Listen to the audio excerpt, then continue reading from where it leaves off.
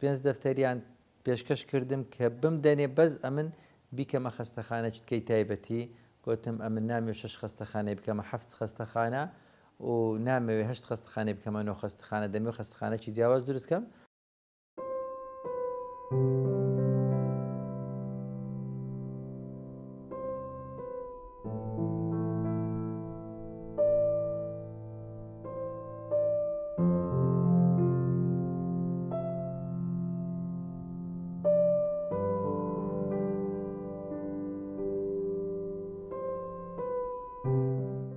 بسم الله الرحمن الرحیم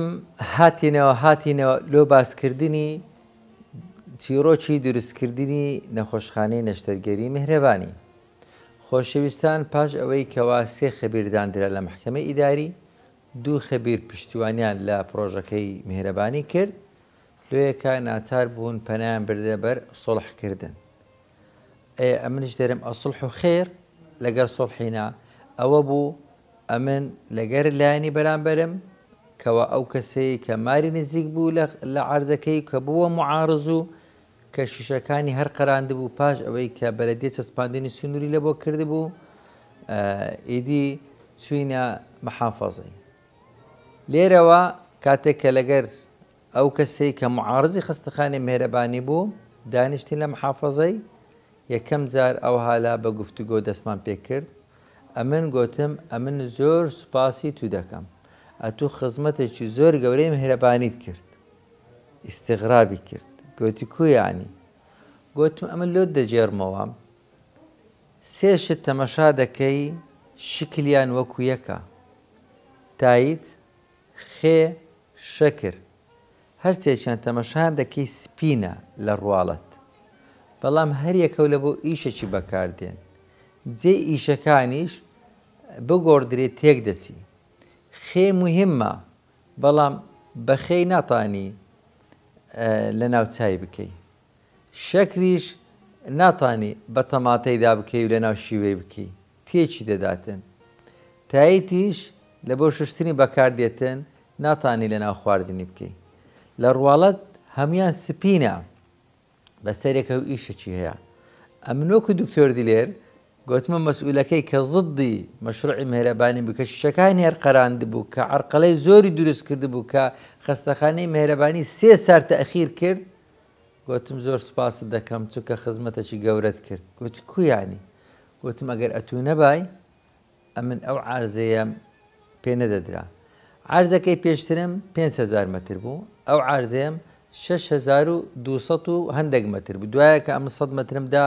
مزگەفتی چونکە کە مزگەفتەکە عەفریان کرده بوو، هەندێک کات بوونە ناو عارزی خەستەخانەی. ئەمنیشە لە بیدایەتەوە گوتم مزگەوت ئەولاترە بە ئەو 100 مەتری هەر لێکم کەنەوە، چکەوان دەستیان بە عەفرەکەی کرده بوو. یەکسەر لە خەریتەکەی کە نەخشەی کردەکە دروست کرا، گوتم من لاریم نییە بە 100 مەتر لە بۆ مزگەفتی بڕواتن، چکە مزگەفت کەمەک یعنی شفتی کرده بوو لە دانانی شیشەکەی. تقریبا 100 متر هاتبووە ناو عەرزی خەستەخانەکەی. یەکسەر خەریتەکەمان گۆڕی و کردمانە 6,140 مەتر، پێشتر 6,256 مەتر شتێکی وا بوو لە خەریتەی قەدیمەکان. دوای کاتێک ئەو دەستی پێ کرده بوو چونکە عەفری مزگەفتەکەی لێ درابوو، ئەوجا ئەمە دەستمان پێ کرد کە بەو شێوەیە کەوا ئەسڵەن ئەو جادەی کە قیڕەی کە تەنیشت مزگەوتەکەی لە خەریتەی نەبوو، ئەو جادەیەش دروست کراو. ئێستا ئەوەی کە واقع حالە کردمانە نەخشەی کردی و نەخشەی کردەکە تەصدیق کرا و ئیشی لەسەر کرا. ئەوە بوو کاتێک کە ئەوها گوتمە مەسئولەکەی ئەتوو بووە هۆکارێک کەەوە ئەو زەویەی مقارنەی زەوی ئێستامان لەگەر زەوی قەدیم، زەوی پێشترمان باریکی درێژ بوو، بەڵام ئەو زەویە لاکێشێکی جوانە و دووش ئێستا کە 3 لای جادەیە و لایەکیشی مزگەوتە کە زۆر باشە لە بۆ خەستەخانەی. لۆیە کە ئەمنۆکو دکتۆر لێر سوپاست دەکەم کە ئەو کێشانە لۆ دروست کردم. ئەو زۆر ئیستیغرابی کرد کەوا بەو شێوەی ئەمن قسەی دەکەم. کاتێک کە لەگەر مەحافزیش قسەمان کرد، ئیدی ئەوە بوو سڵح کرا و هەستاین محکەمان عەلق کرد. داوامان لە محکەمەی کرد کەوا 3 مانگان محکەمە ڕابگیرێ بەنیازی ئەوەی کەوا سڵحی دەکەین. لە خلالی ئەو 3 مانگەی ئەو زەویەی کە درابووە مهرەبانی ئەوە تەخسیس کرابوو لە بۆ کەسێکی تکە دیار بوو ئەوانە لیانستاندبەوە پێش ئەوەی کە بدرێتە من لە بۆ جیهەتە چیتکە تەخسیس کرابوو و ئەو بینایە حکومی بوو یعنی ئەو شوێنێکی ئێستاکە هەستا پارێزگار سەردانی مەجلیس بەلەدەی کرد کە جنسی عارضی دەگۆڕێ هەر جنسی عارضەشیش بگۆڕدێ دەبی لە جەریدەی ئیعلام بکرێت دەبی 2 هەفتە ڕابوەستین کەس معارض نەبیتن ئەوجا تەنفیز دەکرێت ئەوە بوو لە وەقاعی جەریدەی بڵاو کرایەوە کەوا جنسی ئەو عارضەیە لە هی حکومی دەکرێتە خزمەتگوزاری جەنابی پارێزگار داوای لە مەجلیس بەلەدەی کرد و مەجلیس بەلەدەی ئیشیان کرد و دوای پاش ئەوەی کە خزمەتگوزاری ئەو زەویە درا ئیستیسماری و ئیستیسماریشدایە من ئەوە نزیکەی 3 مانجی خایەن پەش لۆیەکە لە بڕیاری محکەمەی تەسبیت کرا ئەو عارزەیە کە بەدەل بدرێتە من لە جیاتی ئەو عارزەکەی پێشووتر ئەوە بوو کەوا لە کێشەی بەلەدیە و محکەمەی نەجاتمان بوو بە سڵح ئەو زەویەمان وەرگرت دەرسێکی گەورە بوو لە بۆ من هاندانێکی زۆر گەورەش بوو هێزوتینێکی زۆر زیاتری پێبەخشیم کەوا دکتۆر دلێرەکی بەبێ ئەوەی واستەی هەبی لەکن خەڵکی بەبێ ئەوەی ڕەشوەی بدا تانی زەویەکی گەورە وەربگری لە ئیستیسماری و بیکاتە قوربانی لە بۆ نەخۆشە هەژارەکان و بیکاتە خێر لەو زەویەی لەو خەستەخانەی مهرەبانی دکتۆر دلێر یەک موچەی نییە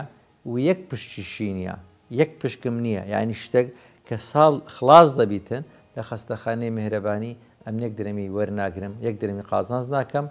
کە چی ئێغرا کرام زۆر بە پارەی زۆر پارەم نەویست گوتیان پارێکی باشت دەدەینێ 25 دەفتەریان پێشکەش کردم کە بمدەنێ بەس ئەمن بیکەمە خەستەخانە چتکەی تایبەتی گوتم ئەمن نامێ 6 خەستەخانەی بکەمە 7 خەستەخانە و نامەوێ 8 خەستەخانەی بکەمە 9 خەستەخانە دەمێ خەستەخانەی جیاواز دروستکەم ئەمن لۆ خودی خۆم پارەم ناوێتن و هیچ پشکەکیشم لە بۆ خۆم لە بۆ منداڵم دانەنا هەموویم کردە خێر کردمە مولکی نەخۆشی هەژار وەکو سەدەقە جاری بمینێتن چونکە بیرم کردەوە دنیایەکی بەجی دێلین پێویست ناکاتن ئەو هەموو شەڕی لە بۆ بکەی ئەو هەمووی لۆماندی ببی 10 ساڵ زیاتر خەریک بووم تاوەکو ئەو زەویم وەرگرت مادی بوونی 10 ساڵی نەمویست بیگۆڕمەوە پاری دنیایەکە لێکە گوتم دەمەوێت بیگۆڕمەوە بە باشتی خی گەورە لێمان قبول بکە هەموویم کردە خێر و ئەوە بوو کەوا خی گەورە تەوفیقی داین لێیەکە ئومێدەوارم لەو عەڵقەیەوە دەرێمە هەموو خۆشەویستان خەونتان هەبی چونکە خەونەکانی ئەوڕۆکە ڕاستی بەیانیە ڕاستیەکانی بەیانی داهاتووە ینی خەونەکانی ئەوڕۆکەتان دەبیتە ڕاستی داهاتوو لێ خەونی پێشترم دروستکردنی خەستەخانەی مهرەبانی بوو خەونی ئێستاکەشم چونە فردەوس و لیقای ڕەب العالەمینە خی گەورە ئەو ڕاستیانەشمان بەنسیب بکاتون و خی گەورە بە لیقای خۆی شادمان بکە تکایە خەونتان هەبی تکایە ئامانستان هەبی و ماندی مەبن ئاخر نەسائحی من برێ منداڵێکی عمری 3 ساڵ بی پێی برێ یەک کۆیەک دەکات چەند نازانیتن یەک کۆیەکی نازانی کەوا هیچ شتێک لە دنیا ئاسان نییە هیچ شتێکیش بەلاش نییە دڵنیابن لەوەی لێیەکە ئەو شتەی کە لە پێش چاویت و گرانە لەوانەیە لە کنێکێک کە زۆر ئاسان بی و هیچ شتێک لە ژیاندا ئاسان نییە یەک کۆیەک بە منداڵێکی 3 ساڵی برێ دەکات چەند نازانی یەک کۆیەک دەکاتە دوو لێیەکە ئەوەی کە لە کنەت و ئاسانە لە کنێکێک کە لەوانەیە گران بی مهم ئەوەیە خەونەکانی خۆتان خۆش بووێ هەوڵدان لە خەونی خۆشتان تەنازول مەکەن چونکە ئەمن هەموو جارێ دەمگوت لە محکەمەی چەند ماندیم بکەن خێرم زیاتر دەگاتێ چەند بێم و بچم زیاتر خێرم دەگاتێ چونکە ئەمن ئەو ئیشێم لە بۆ قیامەتەیە و دەچم گوت عەجەلەی مەکەن لە بڕیاردانەکان چونکە فەقیر هەر دەمینێ سنەتی حەیاتە فاعلی خێر هەیە و مانعی خێریشەیە و ئەوەش سنەتی حەیاتە و بەردەوامیش دەبی هەم فاعلی خێر هەیە و هەم مانعی خێر هەیە لۆیەکە هەوڵدەن پڕهیوا بن، هەوڵدەن کۆڵ نەدەن، هەوڵدەن لە فاعلە خێرەکان بن بمێنن. بەسەلامەت.